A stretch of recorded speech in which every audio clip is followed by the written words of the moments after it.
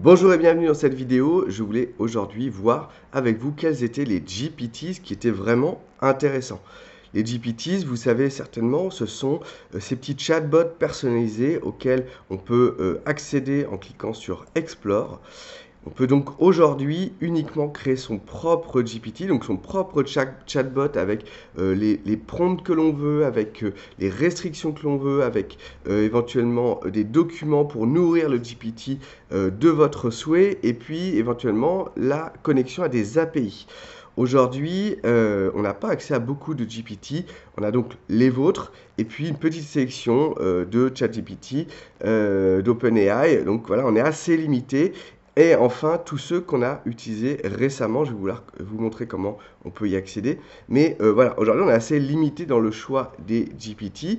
Et pourquoi je fais cette vidéo? C'est parce que cette semaine, je pense que c'est demain ou après-demain, est prévu d'ouvrir le GPT Store, c'est-à-dire le store d'applications, un petit peu comme quand vous allez sur l'App Store ou le Google Play. Vous allez pouvoir avoir accès à tous les GPT en public qui ont été créés par les utilisateurs du monde entier. Avec, j'imagine, j'ai pas encore l'information, mais j'imagine des GPT en accès gratuit et d'autres qui vont être payants.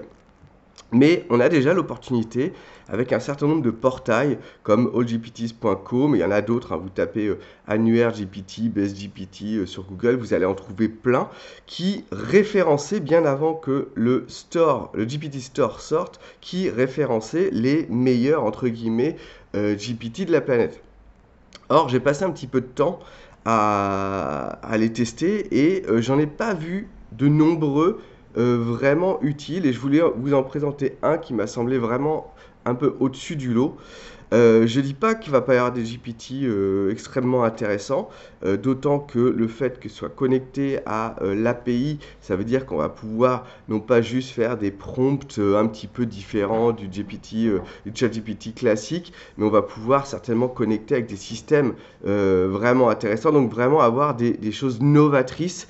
J'ai vu des choses intéressantes, par exemple de la conversion du texte à la voix.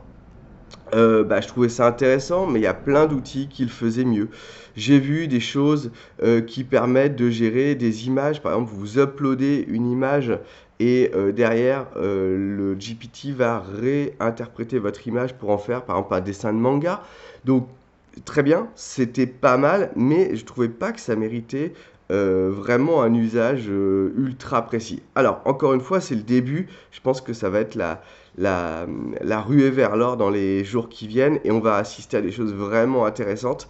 Mais du coup, il y en a un quand même que j'ai trouvé intéressant parce qu'il ajoutait une petite couche supérieure à ChatGPT classique. Ça s'appelle Consensus. Vous pouvez donc taper sur Google Consensus GPT et vous allez trouver le site qui intègre un moteur de recherche, mais vous allez surtout pouvoir trouver le GPT qui est ici.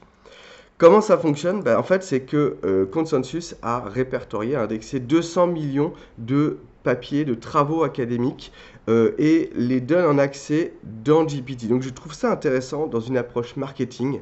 Par exemple, hier j'ai testé quel est l'état de l'art en matière de monétisation sur TikTok. Quelles sont les stratégies en avance? Voilà, tac.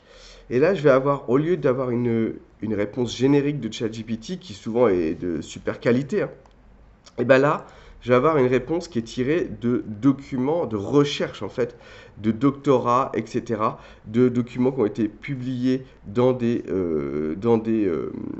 publications sérieuses. Et on va pouvoir se nourrir de la recherche d'autres marketeurs. Alors bien sûr, ça marche aussi pour la biologie, pour la sociologie, etc. Mais moi, je me suis demandé, à vous, hein, qui êtes l'audience de ma chaîne, comment on peut s'en servir dans une approche marketing. Et j'ai trouvé d'excellentes choses. Alors, je vais laisser un petit peu le papier tourner, mais on va avoir des choses genre influenceurs marketing, les blogueurs sur TikTok utilisent des vidéos courtes et on va pouvoir aller lire le papier. Impact comportemental des mécanismes sur la plateforme, les créateurs de contenu motivés économiquement sur on va pouvoir aller voir la source originale de 2021. Et ça, bien sûr, pour n'importe quelle requête que vous avez, n'importe quelle question.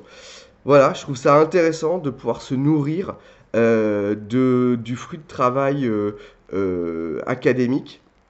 Sachant que généralement ce qui nous arrive, sur le web, bah, c'est, 2-3-4-5 ans plus tard ou alors c'est, des gens qui ont, de la technique mais qui n'ont pas forcément fait un travail de recherche. Voilà, marketing de contenu, modèle économique, économie de l'attention et de travail de visibilité. On va pouvoir se nourrir avec vraiment du travail de recherche. Si ça vous semble intéressant, dites-le moi. Même éventuellement, dites-moi si vous avez essayé des prompts avec Consensus et on en parle dans la section commentaires. N'oubliez pas de laisser un petit pouce bleu, de partager la chaîne. Voilà, si je partage ça aujourd'hui, c'est aussi pour partager mes recherches. Donc je vous dis à très bientôt pour de nouvelles vidéos.